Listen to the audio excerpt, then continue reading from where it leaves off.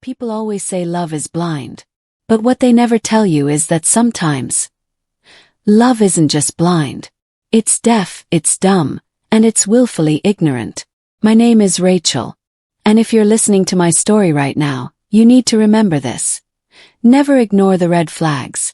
Because if you do, you'll end up like me, building a future with a man who was secretly planning my destruction. This is not just a story about love. This is a story about betrayal. And more importantly, this is a story about revenge. I grew up in a little town in Ohio. The kind of place where Friday night football was a big deal, where neighbors baked pies for each other, and where people pretended gossip didn't exist, but trust me, it did. My family was simple, hardworking. My dad spent his life in construction. His hands were calloused, his back always aching, but he never complained. He believed a man's worth came from how well he provided for his family.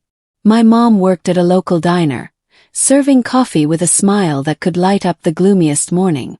And then there was me, the middle child, stuck between my older sister Hannah, who was always the golden girl, and my younger brother Jake, who could do no wrong because he was the baby. But I didn't mind. My family loved me. I had friends who cared about me. And I had dreams, big ones. By 24, I had graduated college with a degree in marketing. I landed a decent job at a firm, and I was finally starting to feel like my life was my own. Independent, stable, balanced. Or at least, it was. Until he came along. His name was Daniel. I met him on one of those rainy Tuesday mornings when nothing seems to go right. My umbrella had flipped inside out. My hair was frizzing into a lion's mane. And when I tried to rush out of the coffee shop with my latte and a pile of client files, I slammed right into him. Everything went flying. My papers scattered like leaves in the wind. My coffee spilled dangerously close to his shoes, and I froze, mortified. "Oh my God, I'm so sorry," I stammered. He crouched down, picked up my papers, and flashed this confident smile that seemed to melt away the chaos of the moment. "Guess fate wanted us to meet," he said. Cliché, maybe.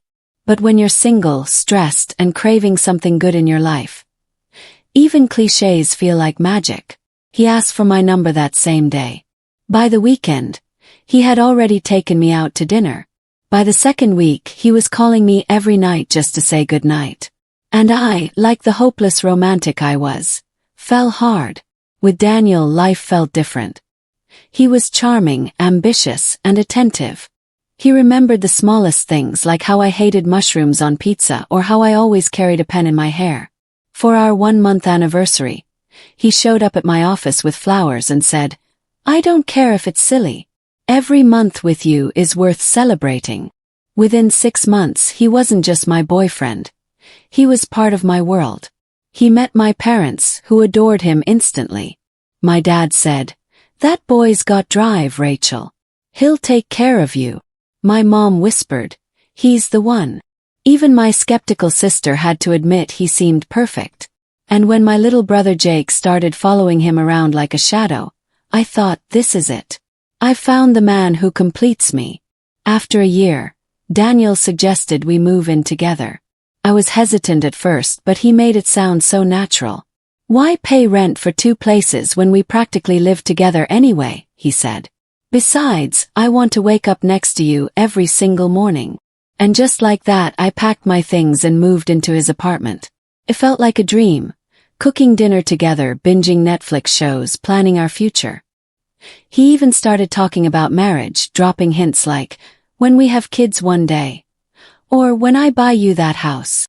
I used to lie awake at night, smiling to myself, thinking I was the luckiest girl in the world. But here's the truth.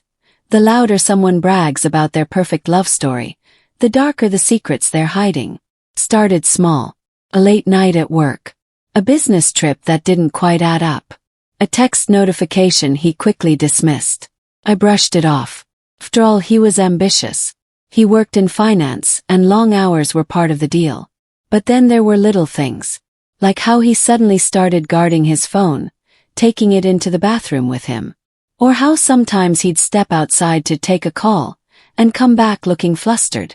I remember one night while he was in the shower, his phone buzzed on the nightstand. It was a message preview. "Can't wait to see you again, winking face." My heart stopped. I reached for the phone, but before I could unlock it, he came out of the bathroom, snatched it up, and laughed nervously. "Work stuff," he said. "Don't worry about it." And like a fool, I didn't push. I told myself not to be paranoid. Not to ruin something beautiful with suspicion. Because love makes you blind. Or maybe love makes you choose blindness. My best friend Sarah wasn't convinced. One night over wine she said, "Rach, sometimes I feel like Daniel's too good to be true. Don't lose yourself in him. Keep your eyes open." I rolled my eyes. "You're just jealous because I finally found someone who treats me right." She looked at me with this sad expression, like she already knew what I didn't. If only I had listened. At the time I couldn't see it. I thought my life was perfect, that I had won the lottery in love. But the universe has a cruel way of showing you the truth. Because just around the corner, a betrayal so brutal was waiting for me that it would rip apart everything I thought I knew. And when that betrayal came, it didn't just break me. It unleashed a version of me I didn't even know existed. Because here's one thing about women like me. We don't just cry and move on. We burn everything to the ground. You ever get that gut feeling? That whisper in the back of your mind telling you something isn't right? For months I ignored mine. I kept convincing myself Daniel was just stressed from work. That the late nights, the secretive texts, the strange trips were nothing. But deep down, he knew. And the thing about the truth is, it always finds a way to reveal itself. It started with a trip. Daniel told me he had to fly to Chicago for a finance conference. He packed his suitcase, kissed me goodbye, and promised to call me every night. The first night, he called around 11 p.m., said he was exhausted from meetings. His voice was calm, steady. Too steady. The second night I tried calling him back. Straight to voicemail. Hours later he texted, "Phone died. Long day. Love you." My stomach twisted. Something didn't add up. So I did something I had never done before. Checked his email. He'd logged into his laptop the night before and forgotten to sign out. And there it was. An email from his boss, confirming Daniel was not on any trip. In fact, the company didn't even have a Chicago conference that month. I felt the blood drain from my face. Where was he? Who was he with? The next morning I drove to his office, pretending I was just dropping off lunch. His coworker, a chatty receptionist named Kelly, smiled when she saw me. "Oh, hey Rachel. Surprised to see you." Daniel said he was taking the week off for personal reasons. Her voice trailed off as she realized what she had just revealed. Personal reasons. That's what he called it. I smiled, thanked her, and walked out before she could see my face crumble. That night I called him again. He answered on the second ring, sounding out of breath. "Hey babe," he said quickly. "I was just about to call you. Meetings have been insane." "Really?" "Yes. Because I stopped by your office today. Kelly said you're on vacation." There was a long silence. Too long. Then he laughed nervously. "Oh, yeah. I didn't want to tell you. Actually, took some time off to clear my head. Work's been stressful." His excuse was weak. And he knew it. But I didn't press. Not yet. Because by then, suspicion had already taken root in my heart. And I was going to find out the truth. No matter what. That weekend I told Sarah everything. She didn't look surprised. "Rach," she said softly. "I don't know how else to say this. He's cheating. Can feel it. You need to catch him." Her words stung. I wanted to scream, to defend him, to protect the illusion I'd built. But deep down I knew she was right. So we came up with a plan. It was Sarah's idea. "Men like him," she said. "They always slip up. If he's lying about where he is, all you need is proof." So she handed me a tiny GPS tracker she'd ordered online for her own car. "Stick it in his bag or his car. Then you'll know." My hands shook as I slipped the tracker into the lining of his gym bag one morning before work. That night I watched the app on my phone. His business dinner was supposed to be downtown, but the dot on the map, it showed his car parked in a quiet suburban neighborhood, at a house I didn't recognize. My chest tightened. My pulse pounded in my ears. I drove there, slowly, my hands gripping the steering wheel so tightly they turned white. When I pulled up, I saw his car parked in the driveway. The house was 2 stories, lights glowing warmly from the inside. And then I saw him, Daniel, standing at the front door, holding hands with a woman I had never seen before. She was tall, brunette, dressed casually, and she kissed him. Not a friendly kiss, not a mistake, a deep, intimate kiss. I couldn't breathe. I sat there in my car, shaking, watching the man I thought I was going to marry betray me with someone else. And the worst part, he looked happy, happier than I'd seen him in months. I drove away before they could see me. Tears blurred my vision, my chest felt like it was caving in. How long had this been going on? Who was she? Did everyone else know but me? When I got home, I collapsed on the floor, sobbing until I couldn't breathe. Every memory, every promise, every word he had ever said replayed in my mind like poison. The flowers, the notes, the plans for our future. All lies. And that's when the heartbreak turned into something else, something darker. The next day, I pulled myself together enough to dig deeper. I needed proof. I went through his laptop again. This time I wasn't afraid.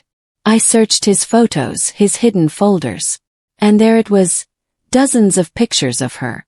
Dinner dates, weekend trips, smiling selfies. She wasn't just some fling. She was part of his double life. I checked his credit card statements. There were charges I didn't recognize. Hotel stays, expensive dinners, jewelry I never received.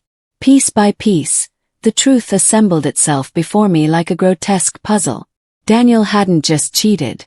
He had built an entire second relationship behind my back. That night when he came home, he acted normal. Kissed me on the forehead. Asked about my day. I wanted to scream. To throw the evidence in his face. But something inside me stopped. Because in that moment I realized something important. Catching him was just the beginning. If I confronted him now, he'd lie, twist the story, make me doubt myself. Well, he wasn't just going to get caught. He was going to pay. I smiled at him that night. I cooked dinner. I laughed at his stupid jokes. And all the while I was planning. Because Daniel thought he was the clever one. Charmer. The liar who could play 2 lives at once. But what he didn't know was that his little game had awakened a side of me he would never see coming. The side that doesn't forgive. The side that doesn't forget. The side that gets revenge. And oh, Daniel, revenge was coming for you. The night I realized Daniel had betrayed me, I didn't sleep. I sat on the couch, staring at the wall. His laptop open in front of me with all the pictures of her. My eyes burned from crying, my throat was raw from screaming into a pillow, but I couldn't stop scrolling through the evidence. Every smile he gave her felt like a knife. Every dinner, every hotel, every kiss. It was like I was watching my life crumble in slow motion. How could he do this to me? How could he look me in the eyes every day, tell me he loved me, plan a future with me, while he was building another one with her? I wanted answers. But more than that, I wanted justice. For the next few days I was a mess. I went to work with swollen eyes, barely able to focus. My boss pulled me aside and asked if I was okay. I lied and said I was just stressed. At home I played the role of the perfect girlfriend. Cooking dinner, asking about his day, laughing at his stories. All the while my insides were burning with rage. I'd cry in the shower so he couldn't hear me. I'd lie awake at night, staring at the ceiling, listening to him breathe next to me, wondering if he was dreaming about her. It was like living in a nightmare I couldn't wake up from. But then, something inside me shifted. One morning I looked at myself in the mirror, puffy eyes, trembling hands, and I thought, no, he doesn't get to break me. He doesn't get to win. That was the moment I decided. If Daniel thought he could lie, cheat, and destroy me without consequences, he was dead wrong. I didn't want to just confront him. No, that was too easy. Too ordinary. I wanted him to feel what I felt. I wanted him to know what it was like to lose everything. To watch the life he built collapse in front of him, piece by piece. And I wanted to make sure he never saw it coming. So I started planning. The first step was figuring out what mattered most to Daniel. Money, status, reputation. Those were his pillars. He wasn't just some random guy in finance. He was ambitious, always networking, always trying to impress his bosses. He wanted promotions, recognition, respect. And then there was his image. Daniel cared deeply about how people saw him. To friends, he was the perfect boyfriend. To family, the golden son. To co-workers, the rising star. His ego was his greatest strength. And his biggest weakness. If I wanted to hurt him, I had to attack the things he valued most. But even as I plotted, I was torn. Part of me still loved him. Or at least, loved the man I thought he was. Some nights, I'd watch him sleeping peacefully beside me and wonder, what if I'm wrong? What if she means nothing to him? What if he really does love me? And then I'd remember the pictures. Kisses. The lies. That's when the anger would come flooding back, drowning out every shred of doubt. Love was gone. Trust was gone. All that was left was revenge. I knew I couldn't do this alone. So I told Sarah everything. The emails, the photos, the tracker, the house, the other woman. Her jaw clenched as she listened. "That son of a bitch," she whispered. "We're going to destroy him." And for the first time since this nightmare began, I didn't feel alone. Sarah was more than just a friend. She was my partner in crime. She reminded me of who I was before Daniel, and she promised me we'd take him down together. We sat in her living room, wine glasses in hand, scribbling notes like detectives. "Step 1, Sarah said, is exposure. Cheaters hate being exposed. We need proof, undeniable proof."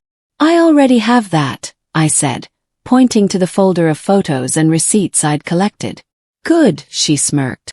"Then step 2 is reputation. We hit him where it hurts, his image. We make sure everyone sees the real Daniel." I nodded, my mind racing with possibilities. His job, his family, his friends.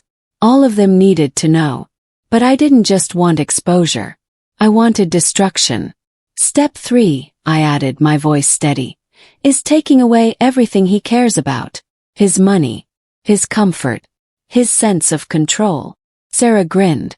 "Now you're thinking like me." Over the next 2 weeks, I became a detective. I followed him, sometimes literally, sometimes through the tracker. I documented every lie, every excuse, every late meeting that was actually a date with her. I dug into his finances, discovering hidden accounts and secret spending. Thousands of dollars wasted on hotels, gifts, dinners. I even found out her name, Melissa. A single mother, divorced, who had no idea Daniel was living with me. She thought she was the only one. That's when it hit me. He wasn't just betraying me. He was betraying her too. I debated for days whether to reach out to Melissa. Part of me wanted to hate her, to see her as the enemy. But the more I thought about it, the more I realized, she was just like me. Another woman caught in his web of lies. So one evening I drove to her house. My heart pounded as I knocked on the door. She answered, cautious at first. When I introduced myself, her face went pale. We sat down in her living room and I showed her everything. The pictures, the receipts, the truth. Tears filled her eyes as she whispered. "He told me he loved me. He told me he wanted to marry me." He nodded. "He told me the same thing." And in that moment something powerful happened. We weren't enemies. We were allies. 2 women. 1 liar. And now, we both wanted revenge. For the next week, I played my part flawlessly. I kissed Daniel goodbye in the mornings. I cooked him dinner at night. I laughed at his stories. He had no idea the walls were closing in. Behind the scenes, I was working with Sarah and Melissa, building the perfect trap. We weren't just going to expose him. We were going to ruin him, piece by piece, until there was nothing left. The night before we executed the first phase of the plan, I stood in front of the mirror again. But this time, the woman staring back wasn't broken. She wasn't weak. She was calm, collected, dangerous. And I whispered to my reflection, "Daniel, you thought you could play me. You thought I'd never find out. But tomorrow, you'll learn exactly what happens when you betray a woman who gave you everything." I smiled cold and sharp. Because tomorrow, the revenge would begin. Tomorrow came like a slow-burning fuse, and I felt it in every fiber of my body. I made coffee at 6, but it tasted like ash. I dressed like a woman who had to be seen but not suspected. Simple blouse, jeans, hair pulled back tight. Daniel kissed me on the cheek when he left for work, oblivious to the cold calculation rolling through me. "Big day at the office," he said. "Wish me luck." I smiled and watched him go, and then I shut the door and let the plan begin. We started small. Sarah handled the logistics. She had a knack for that, always the organizer at parties, the one who knew which friend could be trusted with a favor. Melissa and I met early, sitting at the back corner of a cafe, exchanging files and faces and the kind of looks that don't need words. She had cried for hours the night we met, but now there was steel in her voice. "I want him to see what he did," she said. "Not just to me. To everyone." My proof was a stack of pictures, invoices, screenshots, hotel receipts with his name, emails with signatures, and the credit card statements that showed the same restaurant charged 3 times in a week. There were messages where he called her my future, and emails where he scheduled weekend retreats. That pile was the first weapon, not because I wanted to humiliate him for the sake of spectacle, but because I wanted the truth to stand where his lies had stood. We decided on stages. The first stage was a public reveal that would fracture his image. The second was corporate. Appeal to HR, show financial irregularities, and watch how quickly a polished resume and charming smile lost value when paired with misused company funds. The third was personal. Make his family see him for who he was. All of it would be surgical, controlled, and devoid of the messy theatrics that only play into his hands. We had an opportunity one hadn't counted on. Daniel's company was hosting their quarterly gala that Friday, a night where promotions were handed out like candy and the networking bar ran dry of half-truths. He was slated to deliver a 5-minute speech about integrity and leadership. The irony was almost too good. Sarah called in a favor from an old friend who did AV work for the gala. He agreed, on the condition he could bring a flash drive with a short surprise reel. Everyone loved surprises. He didn't have to know what was on it. I rehearsed lines in my head that I never intended to speak. I imagined myself walking into the room, shoulders squared, a woman who had been wronged and now demanded dignity. But when the night came, my legs turned to jelly. I felt every eye on me even before I entered. Daniel greeted colleagues with hugs, showing me off like a trophy. He introduced me as his girlfriend to people I'd never met, and I nodded because I needed the cover. I wanted him to believe I was still in love, still trusting, because that would make his fall all the more spectacular. The gala was shimmering. Crystal, suits, laughter that smelled like expensive cologne. Daniel took the stage and cleared his throat. He spoke the corporate litany about teamwork and ethics and being human even when the numbers were hard. He laughed at a joke, glanced at me, and the whole room warmed. At that moment, I could have walked up and thrown the proof in his face. But I didn't. Instead, I waited for the lights to dim, for the part Sarah's friend had arranged. As the house lights softened and the clip started, the screen behind the stage burst into images. At first it was just Daniel smiling from dates, candid photos taken when he thought no one would notice. People murmured. Some chuckled, thinking it was a montage of his life. Then it shifted.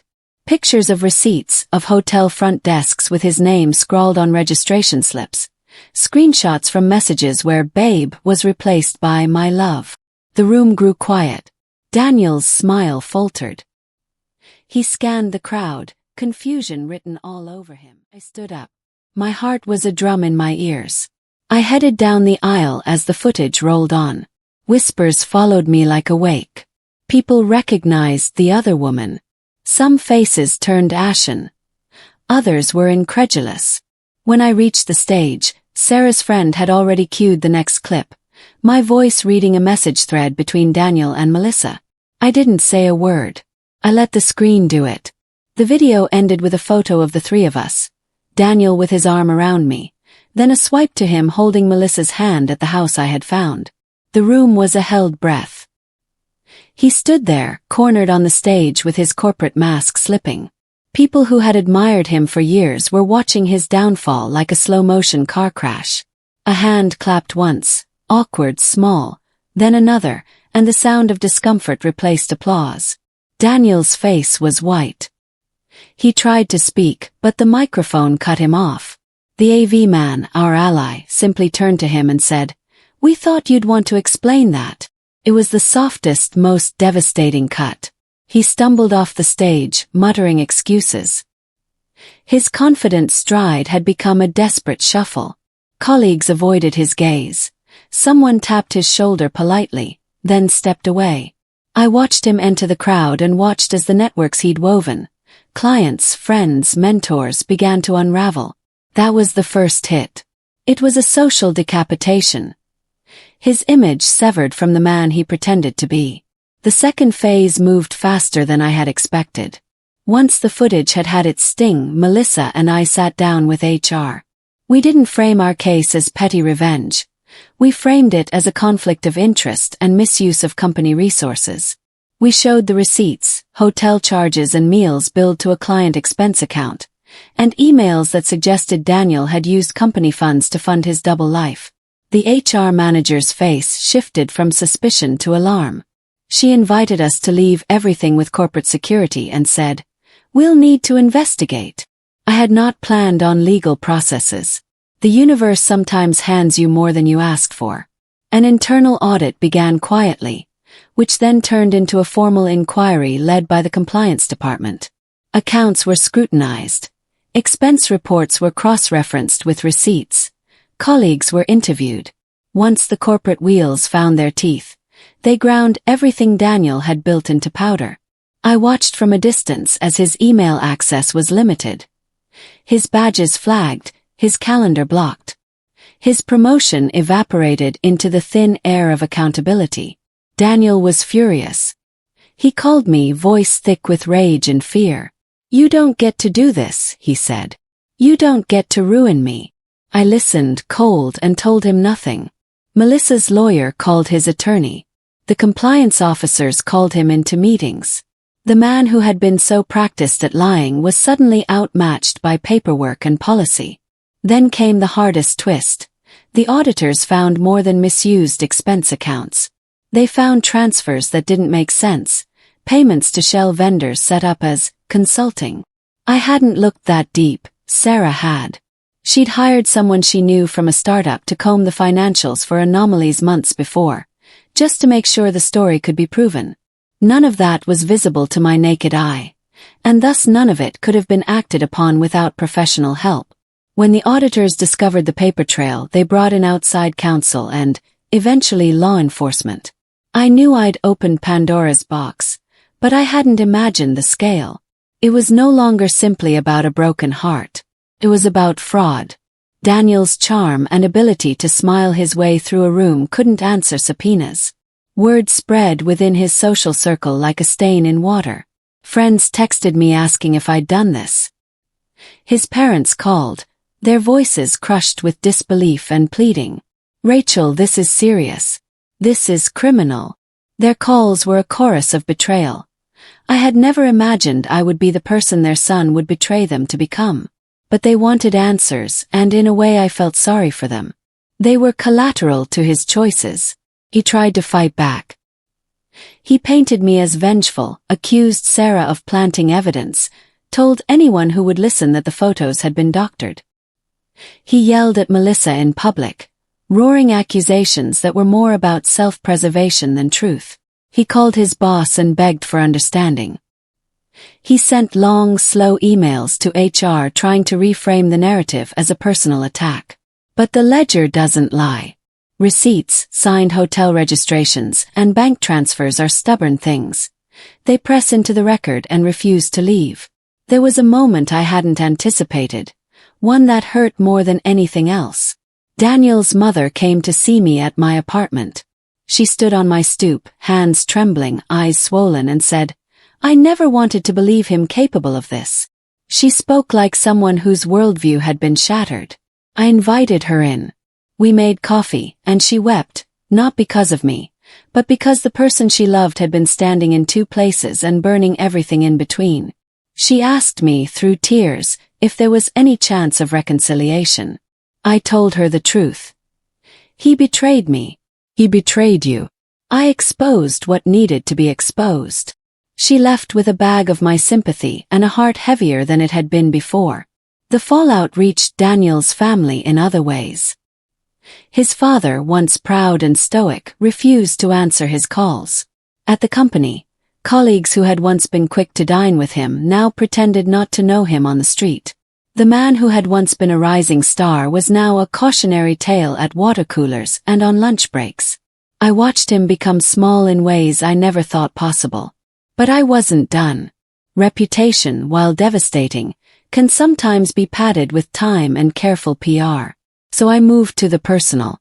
I sent copies of the key documents to everyone who mattered in his life, the people he marketed his loyalty to. His parents, his childhood friends, the PTA moms who had admired his supposed stability, and even the church group where he'd led fundraising committees. I wrote a letter that was concise and factual, not venomous. I wanted clarity, not chaos. If he wanted to explain, he could. But he would do it under the weight of proof, not the safety of his rehearsed lies. That was when another twist arrived, one that felt like poetic justice and a cold, clean reckoning. With the corporate investigation and the legal inquiry underway, Daniel started to panic. In a desperate attempt to save himself, he went to Melissa and begged her to lie, to tell anyone who would listen that their relationship was consensual and that all expenses were personal. She refused. She had watched his face when he waved us off that night at the gala. She had seen the crack in him. She told him she could not help him cover the truth. He spiraled. He called me at 2 a.m, voice fraying. "Rachel, please. I'll fix it. I'll get a lawyer. I'll do whatever it takes." I listened to him beg, and for a moment I wondered if this was what he had imagined when he had the audacity to lie to 2 women. This frantic smallness. The man who once made me feel safe had shrunk to a voice begging for mercy. And then the worst public moment came. His suspension. The company released a terse internal memo.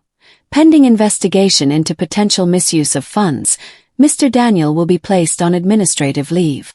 It was a sentence that cleared rooms, shut down presentations, and made him invisible to the very networks on which he had built his identity. My friends sent me screenshots of group chats where his name was the subject of whispered speculation. I slept for the first time in weeks without the jagged edges of anxiety slicing into me. But I also felt a hollow in my chest. Watching him fall was not the same as healing. Revenge had soured into something deeper, an emptiness that textiles the afterimage of someone you loved becoming someone new. I realized along the way that the worst part wasn't seeing him humiliated. It was knowing that the man I had loved had been capable of such secretiveness for so long, and that trust, once shattered, is almost impossible to rebuild. And yet, there were other, smaller satisfactions. Satisfactions that felt less like cruelty and more like balance. A mutual friend who had once gossiped about our relationship privately called to apologize, saying, "I didn't know, I only saw the highlights." Another colleague reached out to Melissa and offered to help her find a job that didn't involve the instability Daniel had promised. Little by little, the debris we left behind became a map for others who had been harmed by his duplicity. Daniel tried one last gambit. He sent a message to my sister, Hannah, pleading for a family intervention, promising to change. I forwarded the message to Hannah with the caption, "Read it after you see this." She read the evidence and the message and didn't respond to him. That silence felt like a verdict in itself. By the time the law stepped in, a slow, ominous process of subpoenas and interviews, I had already lived through the worst of it.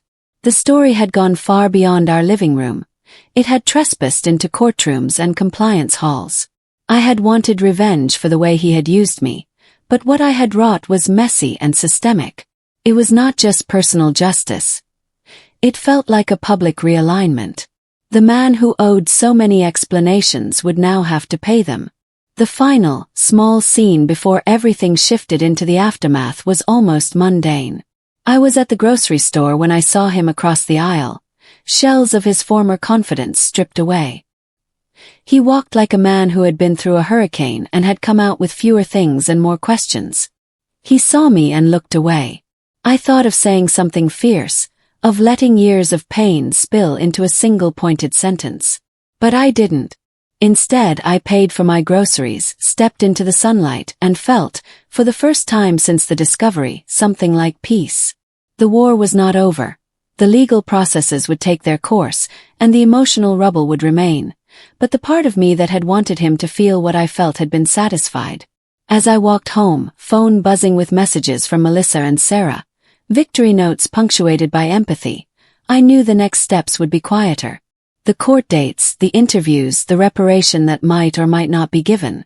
There would be fallout, apologies thrown like currency, maybe a few retractions, and lawsuits if he chose to fight. But he would no longer be the man who could charm his way out of anything. That night, as I sat on my couch and let exhaustion pull at my limbs, I thought about how revenge had changed me. I had been a victim, and I had become an architect of consequences. It was a strange feeling to hold both titles. I also knew one undeniable truth. What I had done could never erase the betrayal, but it could prevent him from harming someone else the way he had harmed me. In that, there was a comfort cold and bright as winter air. The storm had passed, but the sky was not yet clear. There would be an aftermath to navigate, apologies and reckonings, legal appointments and quiet grief. But for now, with the taste of victory like iron on my tongue, I closed my eyes and let myself believe that the scales had, at last, tilted back toward something resembling justice. The weeks after the gala felt like living inside a thriller I had written myself. Each morning I woke with a sense of sharp anticipation, like the world was holding its breath waiting for Daniel's next collapse. And collapse he did piece by piece, mask by mask. The corporate inquiry turned from a whisper to a roar. Compliance officers dug deeper than even I had imagined. They uncovered side deals, unreported commissions, and emails where Daniel promised favors in exchange for personal perks. The irony was crushing. He had used the same silky charm that fooled me to manipulate the company that paid him. Now, that very charm was written in black and white across subpoenaed documents. Melissa and I attended one of his hearings, not because we were required, but because we wanted to see him answer for himself. He entered the boardroom looking 10 years older, his once tailored suits hanging looser, his confidence a ghost. When the panel asked him to explain the discrepancies, he tried every tactic, joking, deflecting, blaming accounting errors. But the room was made of stone. Every time he tried to wriggle free, another piece of evidence slammed down like a gavel. Watching him sweat under fluorescent lights was more satisfying than any screamed confrontation could have been. But I wasn't finished. I wanted him to taste what it felt like to be powerless in the spaces he once dominated. So I reached into his social life, into the clubs, networks, and charity boards where he was hailed as a golden boy. Using the same dossier of truth, I mailed discreet, anonymous envelopes. Inside, copies of his expense reports, highlighted inconsistencies, and photos of him with Melissa. No commentary, no venom, just facts. Within days, his name was scrubbed from the charity website. His invitation to the annual golf tournament lost in the mail. Those circles weren't loyal to him. They were loyal to reputation. And his had turned toxic. Sarah came up with the boldest strike. A podcast interview. She knew a host who loved stories about betrayal and corporate corruption. I didn't name Daniel outright, but I told the story, our story, with enough detail that anyone in our city's orbit could connect the dots. The episode went viral locally. Listeners didn't just hear about fraud and cheating. They heard my voice tremble, crack, and harden. They heard the raw truth of a woman who had been deceived, who chose to fight back with fire instead of silence. That episode was the final nail. His downfall was no longer whispered, it was broadcast. Daniel tried to retaliate. He sent a cease and desist letter through his lawyer, claiming defamation. But the evidence spoke louder. My lawyer responded with a simple line. Truth is an absolute defense. He didn't file again. He couldn't afford the fight.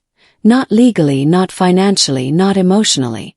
The final act of my revenge was the most personal, and the one I had debated the longest.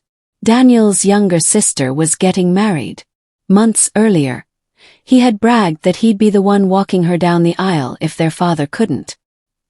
He pictured himself as the steady brother, the reliable man. But on the day of her wedding, he wasn't in a suit. He wasn't even invited. His sister had seen the evidence herself, and she told me in private, "I can't have that kind of darkness at my wedding." I went to the ceremony, not as a vengeful ex, but as a quiet supporter. When she walked down the aisle with her father, I watched from the back pew. Daniel's absence was a ghost in the room, one that everyone noticed but nobody named. That silence, that void, was my last stroke of revenge. He had wanted to be the hero, but I had made sure the world saw the villain. When I left the church that day, sunlight spilled across the steps, and I felt something break free inside me. The revenge was complete. He had lost his career, his friends, his reputation, and even his family's faith. The man who once strutted through life untouchable was now a cautionary tale told in whispers. And yet, as I walked down those steps, I realized the story wasn't just about his ruin. It was about my survival. The revenge was the climax, yes, but the aftermath would decide who I became after all the fire. After all was said and done, the silence was deafening. Daniel didn't call, didn't text, didn't appear in the spaces he used to own. The man who once seemed untouchable had been reduced to shadows in his own life. I sat in my apartment one evening, the city lights spilling across the hardwood floors, and realized something profound. The world hadn't punished him by itself, I had. Melissa had moved on quietly. She sent me a text one morning. "I don't hate him anymore. I just don't know him." That was the truth. Both of us had once been deceived by the same man, and in that shared pain we had found strength. Not friendship exactly, but a bond forged in fire. Sarah and I laughed one night over dinner about the absurdity of it all. The gala, the corporate audit, the anonymous envelopes. We knew we had gone further than most would dare. But there was no gloating in the laughter. It was relief. It was closure. And it was the knowledge that we had taken control when control had been stolen from us. I began to rebuild my life. Slowly, carefully, like planting seeds in soil that had been scorched. I didn't seek another man. Didn't chase a new love to fill the emptiness. Instead, I focused on myself, my career, my friendships, and my own passions. I became a woman who didn't need validation from someone else's deceit. I became a woman who could trust her instincts and act when necessary. The lesson was clear, brutal, and unwavering. Trust is precious, but self-respect is priceless. No one has the right to manipulate your heart, your life, or your world. And if they do, you have the power to respond. Not in tears, not in silence, but in measured, deliberate action. I sometimes hear whispers of Daniel's name in the city. An HR memo leaked, an old friend recounting the scandal, but they don't reach me in the way they used to. They are echoes of a past that no longer controls me. I smile when I hear them, not because I'm cruel, but because the balance has shifted. The man who thought he could destroy me is now a reminder that choices have consequences. And for anyone listening to this story, here's what I want you to remember. Revenge isn't about malice. It isn't about hurting someone for the sake of your own anger. True revenge is about reclaiming what was stolen. Your dignity, your voice, your power. It's about walking out of the darkness with your head held high while the shadows you leave behind quietly collapse. I learned that strength doesn't always roar. Sometimes it's quiet, calculated, unseen until the moment it matters most. Life will throw betrayal, deceit, and heartbreak at you. It will test your patience, your judgment, and your heart. But the choice is always yours. Do you crumble or do you rise? I rose. And in rising I became unstoppable. Because the woman who once loved blindly, who once trusted without question, who once cried herself to sleep over lies, she no longer exists. She was replaced by someone sharper, smarter, and far more dangerous. Someone who knows that when the world underestimates you, that is exactly when you strike. And Daniel, he will never forget that lesson.